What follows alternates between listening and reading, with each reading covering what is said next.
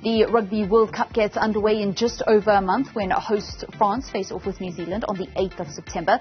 The Webb Ellis trophy was hand and personally delivered to the hosts in style by 2019 Rugby World Cup winner Tendai Mtawarira. The defending champions, the Springboks, will play their first match on Sunday, the 10th, and now they are officially in prep mode. To speak more about all things rugby, Tendai joins us. A very good afternoon. Welcome to Newzroom Afrika. Thanks for being our guest. So what's life like after rugby? Thanks for having me. Life after rugby is quite busy. I'm involved in various business ventures and obviously philanthropy and, doing some really amazing partnerships that showcase, who I am as an individual and what are my passions. And, I'm very excited to obviously embark in this next chapter and make an impact, even more than I did when I was playing rugby. So I understand that you're using sport to try and help inspire the youth and teach them important life skills. And then you're also involved in a company called Health Guard, which hopes to look after people's health. Yes, that's true. I'm involved with an organization, as you said, Health Guard, that is a truly African organization, started by two amazing women from Nigeria that empower, fellow Africans through entrepreneurship and also creating wealth through health. And for me, I'm very passionate. I'm a Pan-African at heart, and I believe in joining hands, and bringing diversity to the fore, joining hands with people from different walks of life and making a difference. And what the Health Guard is doing is really powerful. They're impacting communities all across Africa, and I'm glad to be a part of it. So how much rugby do you watch these days? I do watch quite a bit, Obviously, I'm involved as an ambassador for the game. And, I still, sit on a couch with my son and we get to watch and I really enjoy the Boks perform or the Sharks. So I'm still involved in a mighty way in the game. Well, we saw, as I mentioned in the introduction, you being the last Springbok to touch the Webb Ellis trophy before it goes to the hosts. How do you feel about South Africa's chances to successfully defend their crown and do something that, in fact, only the All Blacks have done previously? I'm quite confident. I know that obviously we haven't reached our peak at this stage.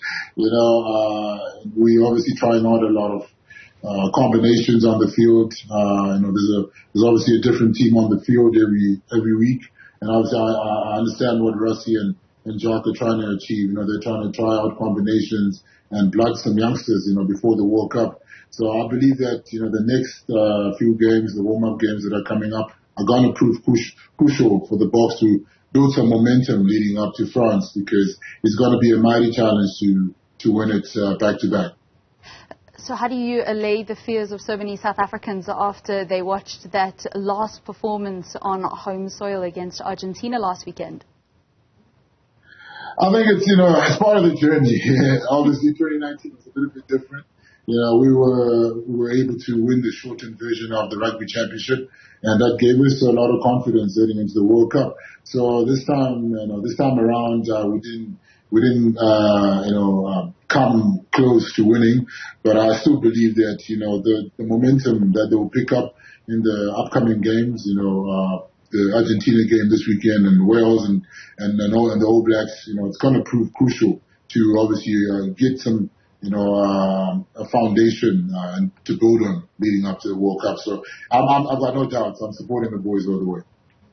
So Springbok coach Jacques Nienaber has got a mighty task on his hand come Tuesday, because that's when he's going to be announcing his final 33-man Rugby World Cup squad. He's got a little bit of a headache at prop, the only uncapped Springbok that's part of the team that's going to be taking on Argentina in the first of 3 Rugby World Cup warm-up matches this weekend against Argentina. Is Gerard Steenkamp in your position? If you can whisper into the coach's ear, what will you tell him about that position and who he could potentially select?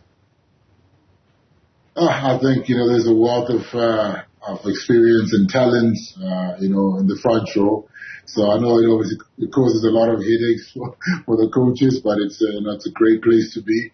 And it's wonderful to see a youngster like Ferrat, take on to the field and play his first test this coming weekend. So obviously going to bolster, our props going into the World Cup. So I believe that, the guys that are already there, Trevor, Thomas, Kitsy and Ox, these are guys that can start for any other international side on any day.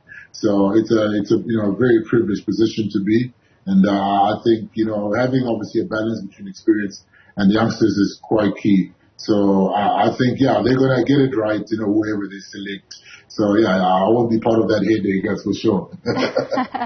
Quite thankfully, too. Tendai Mtawarira, thank you so much for chatting to us here on Newzroom Afrika.